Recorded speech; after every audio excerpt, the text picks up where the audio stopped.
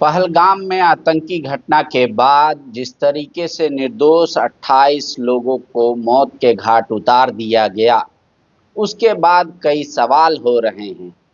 कई लोग सवाल कर रहे हैं, हर कोई सवाल कर रहा है।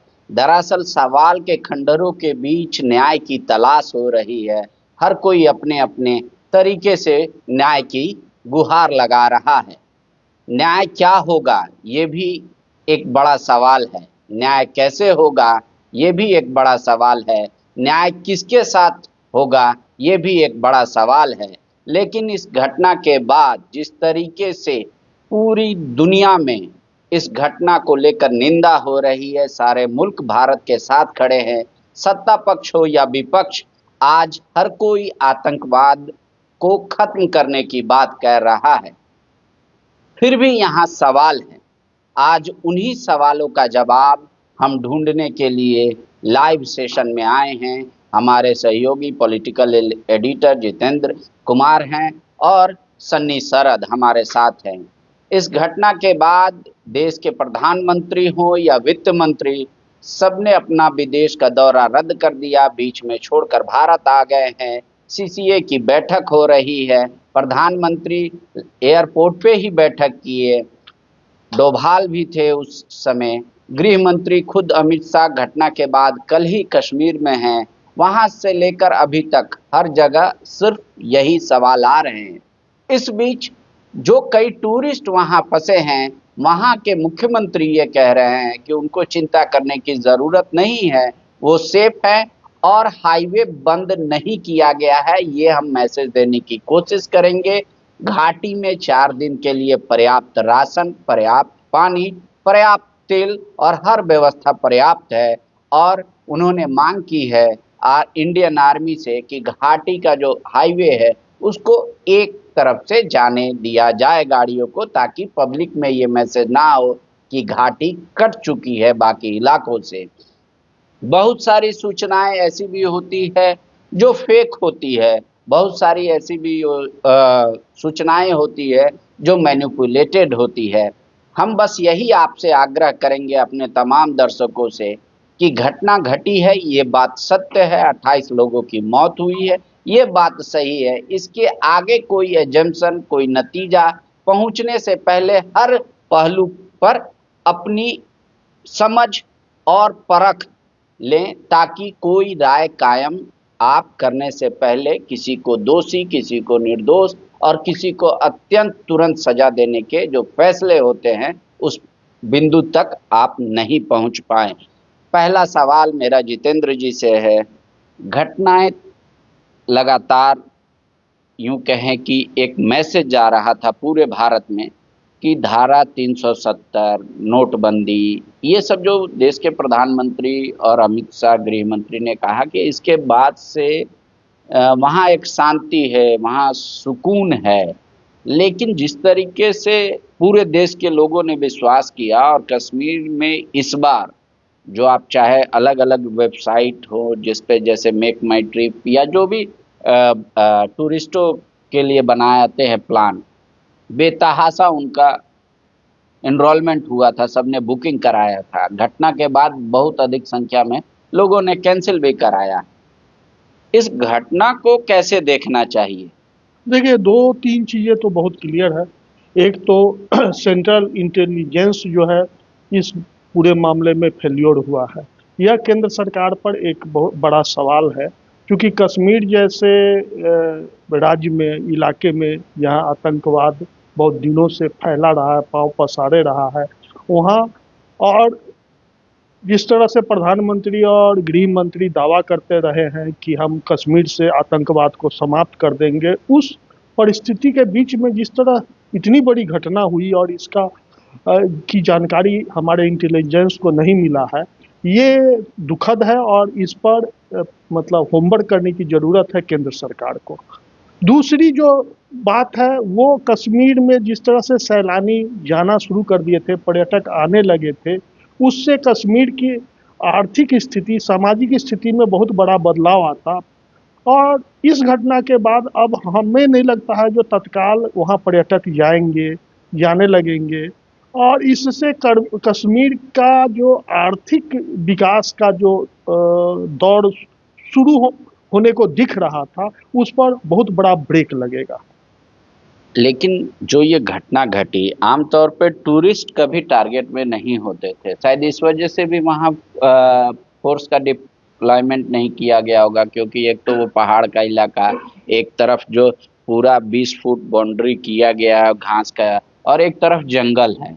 तो मतलब किसी ने अनुमान ही नहीं लगाया होगा कि वहां सिर्फ टूरिस्ट जाते हैं तो कोई हमला होगा, या इस वजह से इंटेलिजेंस फेलियर हो गया, या हर बार की तरह फिर बाद में ये खबर आएगी कि इंटेलिजेंस इनपुट तो था ही कि हमला होगा, लेकिन स्पेसिफिक नहीं था कि कहाँ होगा, किस दिन होगा, इस वजह से ये नेग्लिजेंस सामने आई। देखिए, ये बात इस तरह की का जो हमला होता है, उसमें पूरा अंतर्राष्ट्रीय साजिश का की आशंका व्यक्त की जाती है।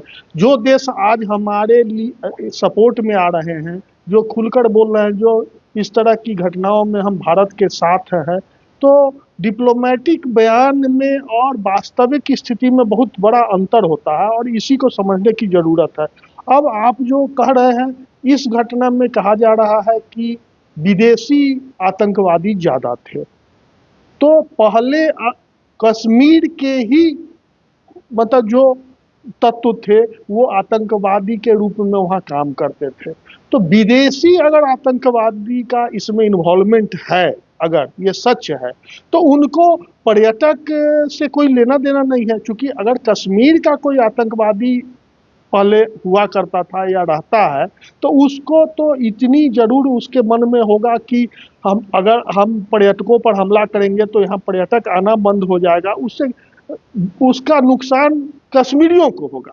लेकिन इस बार विदेशी हमलावर रहे हैं आतंकवादी के रूप में, तो हो सकता है उनको पर्यटकों से कोई मतलब नहीं है, यहाँ पर्यटक नहीं आए आए कश्मीर का विकास हो नहीं हो, इससे उनको कोई लेना देना नहीं रहा होगा। सन्नी, हर कोई अलग अलग व्याख्या कर रहा है, पॉलिटिकल लोग खासकर। कोई कह रहा है कि भाई आतंकी हमला है, कोई कह रहा है ना हमला है, कोई कह रहा है नहीं ये आतंकी हमला नहीं है, ये हिंदुओं पर हमला है, धर्म पूछ कर हत्या की गई। नेताओं के बयान क्या रहे आज दिन भर, कौन किसने क्या कहा, कौन पार्टी क्या कह रही है? हाँ बिल्कुल, देखिए भारतीय जनता पार्टी की तरफ से भी बीजेपी के प्रदेश अध्यक्ष बाबूलाल मरांडी ने प्रेस कॉन्फ्रेंस किया था। उन्होंने घटना पर दुख जताया। ज़्यादा फोकस रॉबर्ट वाड्रा ने जो बयान दिया था उस बयान पर ही था, और उन्होंने रॉबर्ट वाड्रा को आतंकवादी तक कह दिया। रॉबर्ट वाड्रा ने कहा कि देश में ऐसा माहौल बनाया गया हिंदू मुसलमान को लेकर, जिसके बाद ऐसी स्थिति उत्पन्न हो गई है, और उसी पर बाबूलाल मरांडी ने जो है तीखा प्रहार किया है। एक सवाल के जवाब में उन्होंने ये भी कहा कि हर एक नागरिक को सुरक्षा नहीं दी जा सकती, या उसके पीछे पुलिस नहीं लगाया जा सकता, सुरक्षाकर्मी नहीं लगाए जा सकते। दूसरी तरफ कांग्रेस के कार्यालय में भी प्रेस कॉन्फ्रेंस किया गया, जिसमें कि कांग्रेस के कई नेता, कांग्रेस के विधायक और मंत्री मौजूद रहे। इरफान अंसारी खास तौर पे बहुत तीखा और अटैकिंग मूड में दिखे, वही कैप्शन में हम लोगों ने दिया है। उन्होंने इस घटना के लिए सीधे तौर पे प्रधानमंत्री नरेंद्र मोदी और गृह मंत्री अमित शाह को जिम्मेदार ठहराया। उन्होंने पूछा कि आखिर प्रधानमंत्री जब बाहर जाते हैं तभी ऐसे हादसे, ऐसी घटनाएं क्यों घटती है। उन्होंने कहा कि अब वक्त आ गया है कि सिर्फ आंख लाल और सीना 56 इंच का करने का नहीं, बल्कि एक्शन दिखाने का है। आप जो है जाइए, पाकिस्तान जाइए, सर काट कर लाइए, हम लोग स्वागत करेंगे। तो बीजेपी कह रही है कि 24 घंटे तक तो कांग्रेस चुप रही, लेकिन इस मसले पर भी, ऐसे संवेदनशील मसले, ऐसे मसले जिस पर कि देश को एकजुट होना चाहिए था, उस पर भी कांग्रेस अब राजनीति करना शुरू कर दी है। इसके अलावा कल से जिस तरह से आपने देखा कि एक नौसेना के जो अधिकारी थे जिनकी हत्या कर दी आतंकियों ने, और उनकी पत्नी वहीं पर बैठी हुई थी, उनकी तस्वीर लगातार वायरल हो रही थी। भारतीय जनता पार्टी की तरफ से AI वर्जन में उसका कार्टून बनाकर जिस हिसाब से वायरल किया गया, सोशल मीडिया पर उसे भी लेकर जो है कई सवाल खड़े किए गए। गृह मंत्री अमित शाह जब कल देर रात पहुंचे, आज सुबह वो पहलगाम के उस जगह पर भी पहुंचे जहां पर ये घटना घटी थी, और उसके बाद उन्होंने श्रद्धांजलि दी। कई लोग इस बात को लेकर भी सवाल खड़ा किए कि अमित शाह के लिए रेड कारपेट बिछाया गया, और जिस जगह पर कल सुरक्षाकर्मी होने चाहिए वहाँ नहीं था, बल्कि अमित शाह पहुँचने वाले थे तो सुरक्षाकर्मी था। तो अमित शाह के लिए जब इतना सुरक्षाकर्मी हो सकते हैं तो जो आम पर्यटक हैं, टूरिस्ट हैं जो देश विदेश से पहुंचे हुए थे, उनके लिए क्यों हैं, नहीं थे। दरअसल देखिए, ये जो पांडे जी इलाका है, इस इलाके में अभी कुछ ही दिन पहले झारखंड से भी कई पर्यटक गए थे घूमने के लिए, उनसे मेरी बातचीत हो रही थी। वो बता रहे थे कि 10-15 दिन पहले भी जब गए थे तो वहाँ तक पहुँचने का एक तो रास्ता नहीं है, घोड़ा पर चढ़कर वहाँ तक जाना पड़ता है, और उसके बाद आपको हसीन वादी, एक तरफ जंगल और पीछे लगेगा कि बर्फ का सीन है और घास का एक बड़ा सा मैदान है, वो देखने को मिलता है। एक भी सुरक्षाकर्मी नहीं थे, पहले भी नहीं थे, मतलब कभी रहते ही नहीं हैं, चूँकि इसीलिए कि उस तरफ जंगल है और जंगल के बाद माना जाता है कि उस इलाके से आतंकी आराम से प्रवेश कर सकते हैं, और इसलिए वहाँ पर काफ़ी संख्या में सुरक्षा बल को तैनात करना पड़ेगा, और यही वजह है कि सुरक्षाकर्मी वहाँ पर मौजूद नहीं रहते हैं। चूँकि रास्ता भी बहुत सुगम नहीं है, आने जाने में काफ़ी दिक्कत होती है, तो इसीलिए इस जगह को जो है मुझे लगता है कि चुना गया। जो बातें सूत्रों के हवाले से, इंटेलिजेंस के हवाले से जो निकल कर सामने आ रही है, उसके अनुसार पिछले करीब 10-15 दिन से रेकी की जा रही थी, होटलों की रेकी की जा रही थी। अगर इंटेलिजेंस को इतना पता था कि 15 दिन से रेकी की जा रही थी, तो क्या उन्होंने ऊपर इसका रिपोर्ट किया? अगर रिपोर्ट किया तो एहतियात के तौर पर क्या कुछ बरता गया? ये तमाम वही सवाल है जो पुलवामा अटैक के बाद उठ रहे थे, और पुलवामा अटैक के बाद जितने सवाल उठे उसके जवाब अब तक मिल पाए कि नहीं मिल पाए, ये भी एक बड़ा सवाल है। अब भी एक सवाल ये लगातार उठ रहा है, हालांकि इसे राजनीतिक चश्मे से देखें, सामाजिक चश्मे से देखें, या फिर जिनके घर के लोगों ने जान गंवाई है उस परिजन को के सामने या परिजन के रूप में अपने आप को रख कर देखिए, तब पता चलेगा। क्योंकि कई पर्यटक देखिए जिस तरह से बयान दे रहे हैं, कल से ही आप देखिए कि घटना घटी और उसके बाद एक ही चीज़ पर फोकस हो गया कि आतंकवादियों ने जाति नहीं पूछी, धर्म पूछा और उसके बाद गोली मारी। कई कहानियां जो है सोशल मीडिया पर तैर रही है। एक मैं पढ़ रहा था कि असम के एक प्रोफेसर हैं, वो बता रहे हैं कि वो पेड़ के नीचे अपने परिवार के साथ बैठे हुए थे, तभी आतंकी वहाँ पर पहुँच गए और उन्होंने देखा कि और दूसरे लोग जो हैं, खास करके मुस्लिम समुदाय के लोग, वो ज़ोर ज़ोर से कलमा पढ़ने लगे। तो ये भी ज़ोर से कलमा पढ़ने लगे, और उसके बाद आतंकियों ने जब इनसे कुछ पूछा तो ये और ज़ोर से पढ़ने लगे। उसके बाद इन्हें आतंकियों ने नहीं मारा, और ये जो घोड़ा के पैर का जो निशान था वही देख देख कर रास्ते से पार हुए और फिर टप कर किसी तरह से अपनी जान बचाए। इसके अलावा एक महिला का बयान सोशल मीडिया पर वायरल हो रहा है, जो किसी मीडिया में उन्होंने कहा है कि उनके पति को जब मार दिया तो उन्होंने कहा कि मुझे भी मार दो, तब आतंकियों ने कहा कि नहीं, तुम्हें छोड़ रहे हैं, तुम जाकर मोदी को बता देना।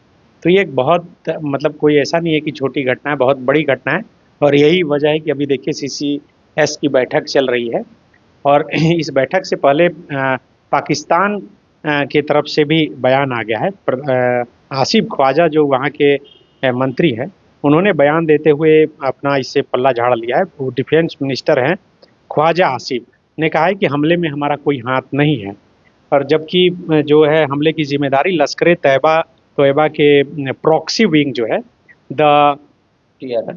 TRF, द रेजिस्टेंस फ्रंट, उसने लिया है। और इसके अलावा जम्मू कश्मीर से सैकड़ों जो लोग हैं उसे पुलिस ने हिरासत में लिया है और पूछताछ उससे की जा रही है। माना यही जा रहा है कि जो हमलावर थे वो 5 लोग थे, जिसमें कि 3 पाकिस्तानी थे और 2 स्थानीय थे जो उन्हें सपोर्ट कर रहे थे। NIA की टीम भी वहाँ पर पहुँच गई है और छानबीन कर रही है, और गृह मंत्री अमित शाह जो पुलिस कंट्रोल रूम में, जहाँ पर परिजन लोग या फिर जो पर्यटक लोग जहाँ पर ठहरे थे, उनसे जाकर उन्होंने मुलाकात की है, उनसे समझा है कि आखिर क्या कुछ हुआ, कैसे हुआ। आज जम्मू कश्मीर बंद का आह्वान भी किया गया, जम्मू कश्मीर के लोग सड़क पर भी उतरे और आतंकवाद के विरोध उन्होंने नारा लगाया और कहा कि वो लोग नहीं चाहते कि इस तरह से खून खराबा हो, क्योंकि जम्मू कश्मीर का माहौल बदल रहा था और इससे देश विदेश के जो पर्यटक हैं वो पहुंच रहे थे। और ख़ास करके ये जो पहलगाम का जो इलाका है, यहाँ बहुत सुदूर इलाका माना जाता है, और जो आंकड़ा एक जारी हुआ है उसके अनुसार पिछले 3 महीने में जो 6 लाख पर्यटक जम्मू कश्मीर पहुँचे, उसमें से 5.5 लाख लोग उस सुदूर इलाके में गए, पहलगाम तक पहुँचे घोड़ा पर सवार होके। तो इसका मतलब है कि लोग अब फ्री आकर्षण का केंद्र था, उसे मिनी स्विट्जरलैंड भी कहा जाता है, और लोग ये महसूस कर रहे थे कि अब यहाँ पर कुछ नहीं है। लेकिन अब जिस तरह से घटना घटी है और जिस तरह से एक चेतावनी भी दिया गया प्रधानमंत्री मोदी का नाम को लेकर, तो अब मुझे लगता है कि CCS की जो बैठक चल रही है थोड़ी देर में खत्म हो जाएगी, उसमें जरूर कुछ ठोस निर्णय लिए जाएंगे। लेकिन जैसा सन्नी बता रहे हैं कि घटना के बाद से ही सोशल मीडिया पे धर्म और तमाम चीज़ें जिक्र किया जा रहा है। हर महिला ने बयान भी दिया कि भाई एक मुस्लिम जो थे उनकी भी हत्या हुई है, उसमें वो मरे हैं। कोई तर्क दे रहा है कि वो शायद कलमा नहीं बोल पाए, ये वजह। तो क्या सिर्फ इसी पहलू पर क्या ध्यान केंद्रित रहना चाहिए, जैसा नेता कुछ कह रहे हैं कि भाई ये हिंदुओं पर हमला है, या इसे आतंकवादी घटना मानते हुए ये मानना चाहिए कि ये पूरे भारत पे हमला है, जैसा आज कांग्रेस ने भी कहा कि भाई ये देश पे हमला है और इसका बदला लेना चाहिए। ठीक है, अब बदला क्या होगा, और हर चीज का रिटेलिएशन ही होता है क्या? एक तो सर्च ऑपरेशन जारी है, कहा भी जा रहा है कि आतंकवादी मारे भी गए हैं। तो इसको किस रूप में देखना चाहिए, और क्या नेताओं को क्या मतलब आप सजेस्ट करेंगे कि अभी जो मतलब चूंकि लोग आक्रोशित हैं, घटना घटी है, लोग गम में, तो बयान कैसा होना चाहिए?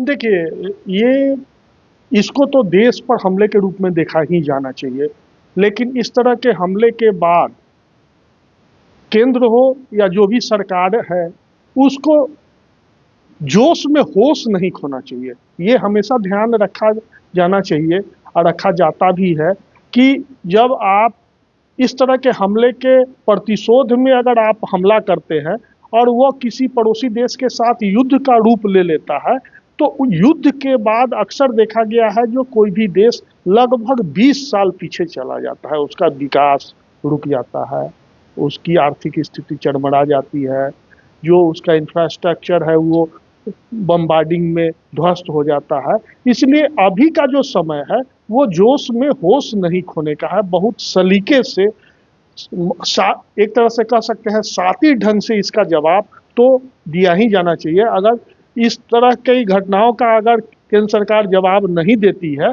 तो भारत पर एक गलत मैसेज जाएगा, भारत के बारे में एक गलत परसेप्शन पैदा होगा। हाँ, अब जहाँ तक राजनीति की बात कर रहे हैं तो यहाँ देश के नेताओं को हम लोग सजेस्ट करें, यह बहुत लेकिन संयम तो बरतने की जरूरत है हर तरफ से। मान लीजिए अगर चूंकि नेताओं के लाखों में फॉलोवर होते हैं, उनकी बात को ही सिर्फ एक तरफा सत्य मान लें तो फिर भीड़ भी आक्रोशित होती है। हाँ, वही बात हम कहने जा रहे हैं। देखिए, जो भी नेता बयान दे रहे हैं, जो भी वो भाजपा के हों, कांग्रेस के हों, या पक्ष के हों या विपक्ष के हों, वो सारे लोग समझ रहे हैं जो ये विदेशी तनाव का या विदेशी साजिश का यह परिणाम है। इस समय हमको क्या बोलना चाहिए, नहीं बोलना चाहिए, लेकिन जो भारत के जो नेताओं की मानसिकता को अगर आप देखेंगे और पक्ष विपक्ष में किसी मुद्दे पर बट जाने का जो परंपरा रही है, उस परिस्थिति में देखेंगे तो आपका कोई भी सजेशन उनको अंदर तक जाने वाला नहीं है। वो इस विषय पर भी राजनीति ही करेंगे और राजनीतिक मतलब विषय ढूंढेंगे, नहीं होगा तो जो है उसको बड़ा करेंगे। जैसे आप बोल रहे हैं कि जो हिंदू पूछ पूछ कर जो कलमा नहीं पढ़ा, इसको प्रचारित किया जाएगा, इसको बहुत बड़ा स्वरूप दिया जाएगा, लोगों में हिंदू मुस्लिम का भाव पैदा, फ्रिक्शन का भाव पैदा किया जाएगा, तो ये भारतीय राजनीतिक इससे बाज नहीं आने वाले हैं। लेकिन केंद्र सरकार को अब कोई क्या बयान जारी करना चाहिए कि या उनका एक्शन से जवाब मिलना चाहिए? नहीं, बयान का तो अब कोई अर्थ ही नहीं है। वो नेता हो, प्रधानमंत्री हो या अमित शाह हो या कोई बड़े दल का कोई अध्यक्ष हो या नेता हो, बयान तो लोग देते ही रहे हैं। जो हम मतलब एक खून का कतरा कतरा, तो ये एक मारे हैं तो 10 मारेंगे, ये है तो हम घर में घुस कर मारेंगे, पुलवामा का बदला लेंगे, ये करेंगे। वो आज ही अभी CP सिंह का बयान आ ही रहा था, जो हम आतंकवादी देसी हो या विदेशी हो उनको चुन चुन कर हम ऊपर पहुंचा देंगे। आप थोड़ा सा वक्त मतलब बर्दाश्त कीजिए, थोड़ा सा इत्मीनान रहिए, इसका मतलब असर दिखेगा। और मतलब उनका कहने का भाव ये था जो केंद्र सरकार जो है इस पूरे मामले पर बदला लेने का क्या तरकीब होना चाहिए उस पर विचार कर रही है और वो दिखेगा। ठीक है। दो बड़ी खबर है पांडे जी। पहली तो बड़ी खबर ये है कि प्रधानमंत्री के नेतृत्व में जो बैठक चल रही थी CCS की, उस बैठक में कई महत्वपूर्ण निर्णय लिए गए हैं और विदेश सचिव विक्रम मिस्त्री ने जो बताया है उसके अनुसार सिंधु जल समझौते पर रोक लगा दिया गया है। दूसरा जो बड़ा फैसला लिया गया है, पाकिस्तानी नागरिकों का वीज़ा रद्द करने के लिए फैसला लिया गया है। भारत में पाकिस्तानी दूतावास को बंद करने का फैसला लिया गया है और 48 घंटे में पाकिस्तानी राजनयिकों को भारत छोड़ने के लिए कहा गया है। पांचवा जो बड़ा फैसला लिया गया है वो है अटारी बॉर्डर चेक पोस्ट को भी बंद करने का फैसला लिया गया है। ये सब मतलब बहुत ही अहम फैसले, मतलब आप ये कह सकते हैं कि घटना के बाद ही नहीं, कई दशकों में इस तरीके के फैसले नहीं लिए गए हैं। पहले जो सिंधु जल समझौता रोक गया है, जो सिंधु जल समझौता था कि दोनों देशों को पानी मिलेगा, अब भारत पानी रोक देगा। पाकिस्तान नागरिकों का वीजा जो रद्द हो जाएगा, यानी जो सेफ गेम होने वाले थे अब वो नहीं होगा, ये क्लियर हो गया। पाकिस्तानी नागरिकों को भारत का वीजा नहीं दिया जाएगा। इसके अलावा जो भारत में डिप्लोमेट्स हैं पाकिस्तानी, जो राजदूत हैं, उनको दूतावास को बंद करने को कहा गया है और 48 घंटे में राजदूतों को कहा गया है कि आप जो पाकिस्तानी राजदूत होते हैं भारत में, उनको कि भारत छोड़ दीजिए, देश छोड़ के चले जाइए। और अटारी बॉर्डर जो चेक पोस्ट है उसको बंद कर दिया गया है, जो वहां से तमाम चीजें जाती है, डिस्प्ले होता है। तो मतलब अब एक तरह से ये सीधा माना जाए कि क्या केंद्र सरकार ने इस पूरे हमले के लिए पाकिस्तान को जिम्मेदार माना है? नहीं, देखिए इसमें ये जो फैसले आए हैं जो आप बता रहे थे वो सीधा संदेश है केंद्र सरकार का, जो हम प्लान बी पर अभी काम करेंगे। मतलब हम सीधा पाकिस्तान पर हमला न करके उसकी जो आर्थिक स्थिति है, उसका आर्थिक जो रीढ़ जो है उसको हम और कमजोर करेंगे। जैसे अटारी बॉर्डर को बंद कर देना, ये अटारी बॉर्डर का बंद करने से क्या होगा, जो पाकिस्तान में जो भारत से सामान जा रहे हैं वो रुक जाएगा, वहाँ महंगाई बढ़ेगी। उसी तरह जो सिंधु जल समझौता है, सिंधु आदि कश्मीर से जो पानी जाता है वहाँ पाकिस्तान में, वो एक बड़ा मैदानी इलाका है जहाँ सबसे ज़्यादा उपज उसी पानी के पानी है उसी से होता है। तो हमारा जो इस फैसले से ये समझ में आ रहा है, जो पाकिस्तान को की जो स्थिति है उसको मतलब एकदम चरमरा देना ताकि वो मजबूर हो। लेकिन ये तो मान लीजिए, ये जो डिसीजन आया है आज केंद्र सरकार का, इतने कड़े फैसले लिए गए हैं, क्या ये आक्रोश को ठंडा करने वाला है या केंद्र सरकार के पास ऐसे पुख्ता सबूत हैं, तथ्य हैं जिसकी वजह से वो पाकिस्तान को जिम्मेदार मान रहा है, इसीलिए पाकिस्तान के साथ ऐसा फैसला किया? देखिए, पहले से जो हम लोग मतलब पढ़ते रहे हैं, विशेषज्ञों का जो विचार मतलब पढ़ा है, उसमें भारत अभी पाकिस्तान के साथ सीधा युद्ध करना नहीं चाहता है।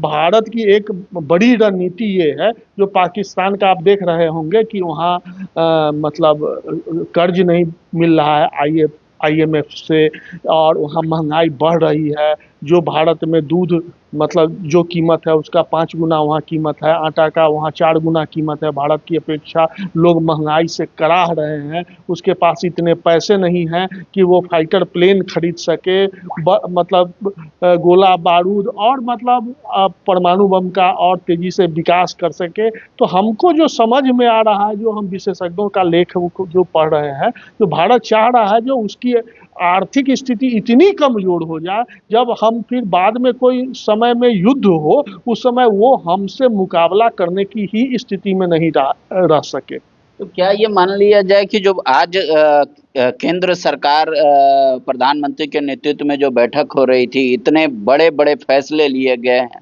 तो ये क्या है कि अब सिर्फ उनको आर्थिक रूप से कमजोर करने की इच्छा है, या जो देश में आक्रोश है उसको शांत करने की ये रणनीति है, या फिर वो चाह रहे हैं कि ये इनिशियल कदम है, अब POK भी हम लेंगे? बिल्कुल, देखिए क्या कुछ से कंट्रोल हो सकता है और कैसे जवाब दिया जा सकता है, न सिर्फ पाकिस्तान को बल्कि पाकिस्तान को सबक सिखाते हुए पूरे विश्व को कि अगर हम पर कोई अटैक करेगा तो हम क्या कुछ कर सकते हैं। मुझे लगता है कि सही और बहुत सीधा ये जवाब है। मैंने कहा था कि दो बड़ी खबर है। पहली खबर तो ये थी। दूसरी बड़ी खबर ये है कि प्रधानमंत्री नरेंद्र मोदी की कल रैली है बिहार में, और राष्ट्रीय जनता दल ने सवाल खड़ा किया है कि अभी जो पर्यटकों की चीता अभी शांत भी नहीं हुई थी कि प्रधानमंत्री बिहार में चुनावी रैली को संबोधित करने के लिए आ रहे हैं। मुझे नहीं लगता कि कल प्रधानमंत्री जाएंगे, लेकिन आरजेडी ने जो ट्वीट किया है उसमें उसने जो स्कूल के तरफ से, चूँकि जहाँ कहीं भी रैलियाँ होती है स्कूल प्रधानमंत्री की खास करके तो स्कूल बसों की डिमांड होती है, तो इसमें 19 तारीख और 22 तारीख के 2 लेटर जो है प्रखंड कार्यालय का उन्होंने ट्वीट किया है, और जिसमें लिखा गया है कि प्रधानमंत्री का एक रैली है, पंचायत विभाग का कोई कार्यक्रम है, उसमें आने वाले हैं, इसलिए सब कुछ ये करने के लिए आरजेडी ने लिखा है। ये घटना से पहले का लेटर होगा, और घटना घटने के बाद मुझे लगता है कि ये कार्यक्रम जरूर रद्द होगा। पहलगाम आतंकी हमले के मृतकों की चिता में अभी आग भी नहीं लगी है, लेकिन देश के प्रधानमंत्री कल बिहार आकर चुनावी प्रचार और भाषण करेंगे, क्योंकि बिहार में इस वर्ष चुनाव है। नीतीश बीजेपी सरकार बीडीओ, डीटीओ, डीएम, एसपी इत्यादि पर भीड़ लाने का अत्यधिक दबाव बना रही है। सरकार के आदेश पर अधिकारी भीड़ जुटाने और लाने के लिए पंच, सरपंच, वार्ड समिति और मुखिया को डरा धमका रहे हैं। उन्हें मधुबनी जाने के लिए बाध्य किया जा रहा है। यह अघोषित आपातकाल है। गरीब राज्यों का पैसा राजनीतिक कार्यक्रम के लिए बहाया जा रहा है। तो वो मान के चल रहे हैं कि वो आएंगे, लेकिन जिस हिसाब से स्थिति है, अब वो प्रधानमंत्री क्या फैसला हाँ वो तो करते हैं। उन पे चूँकि depend करता है। कल जब घटना घटी तो अरब कंट्री में थे, और उसके बाद ही सवाल खड़ा हुआ कि प्रधानमंत्री को आना चाहिए, और वो आज सुबह सुबह पहुंच ही गए, अपना जो कार्यक्रम था उसे छोटा कर लिए। तो अभी देखिए सीसीएस की जो बैठक हुई है, इसमें अहम फैसले लिए गए हैं। अब इसके बाद पाकिस्तान की तरफ से इसका क्या रिएक्शन आ रहा है, जैसा कि मैं बता रहा था कि ख्वाजा आसिफ जो डिफेंस मिनिस्टर हैं, उन्होंने पल्ला झाड़ लिया और कहा कि मेरा कोई हाथ नहीं है और इस घटना से कोई लेना देना पाकिस्तान का नहीं है।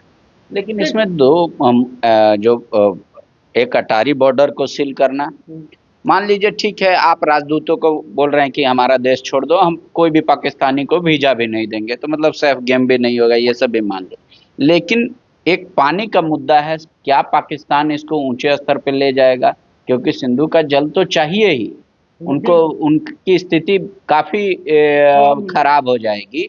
और एक अटारी बॉर्डर का मान लीजिए कि अगर उनको जो सप्लाई होता है, अगर वो यहाँ से बंद होता है तो वो किसी और दूसरे देश से वो हाथ फैलाएंगे या दूसरे देश से मदद कर सकते हैं। लेकिन पानी की तो ऐसी बात है, समस्या है जो मतलब बहुत कड़ा कदम है, और शायद इसीलिए पाकिस्तान कहीं और जा भी सकता है। हम फिर अपनी उसी बात को दोहराना चाह रहे हैं। देखिए, आप गांव देहात में या जहां आप रहते हैं, तो वहां आप देखेंगे कि अगर आपका कोई पड़ोसी बहुत धीरे धीरे कमजोर होता जा रहा है, तो आपका उसके प्रति सिंपैथी होने के बाद भी आप उसको नज़रअंदाज कर देते हैं। तो कश्मीर का मुद्दा ऐसा है जहां जो फिर से उसी बात को ला रहे हैं कि वहां आप सीधा अगर आक्रमण करेंगे, पीओके में घुस जाएंगे, तो आपको ये मान के चलना होगा जो उस परिस्थिति में चीन की क्या भूमिका होगी, रसिया की क्या भूमिका होगी, अमेरिका की क्या भूमिका होगी।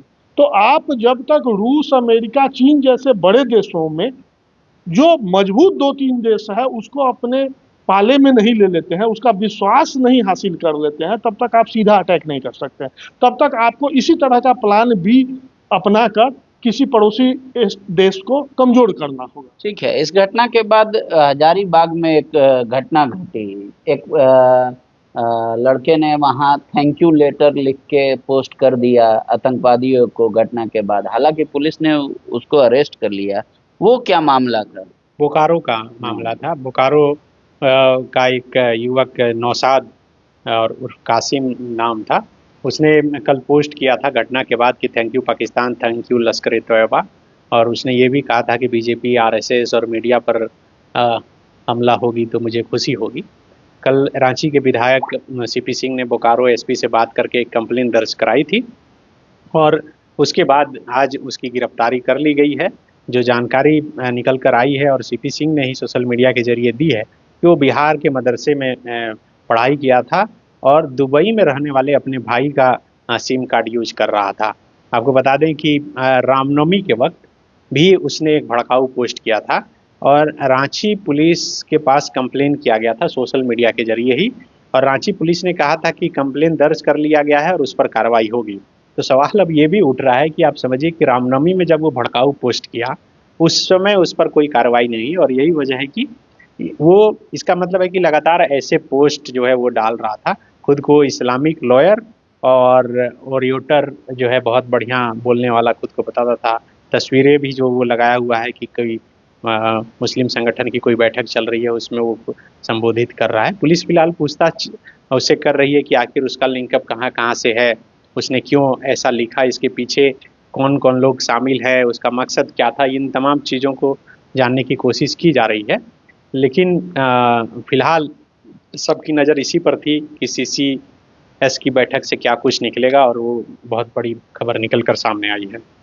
तो घटना के बाद आज देश के प्रधानमंत्री ने जो 5 अहम फैसले लिए हैं, जो CCS की बैठक के बाद सामने आया है कि कोई भी पाकिस्तानी नागरिक को अब आगे भारत का वीज़ा नहीं दिया जाएगा, उनके राजदूतों को अगले 48 घंटे के अंदर भारत छोड़ने को कहा गया है, अटारी बॉर्डर भी सील कर दिया गया है, और सिंधु नदी का जो जल था उसको लेकर जो समझौता था दो देशों के बीच, उस जो संधि है उसको तोड़ दिया गया है।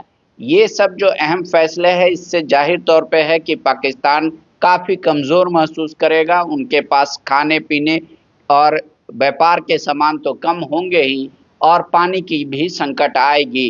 हालांकि पाकिस्तान के जो वहाँ के मंत्री हैं उन्होंने बाकायदा ये ट्वीट करके कहा है कि पाकिस्तान इस घटना में कोई लेना देना नहीं है, हम कहीं इस घटना में संलिप्त नहीं हैं। क्या इस अहम फैसले के बाद देश का आक्रोश कम होगा, या फिर लोगों की और कुछ अपेक्षाएं हैं, वो भी हम आपको दिखाएंगे, नेताओं के बयान भी। लेकिन आप आक्रोश जो है वो संयमित होकर प्रकट कीजिए, ऐसा मत कीजिए कि उससे कोई और आहत हो जाए। शुक्रिया।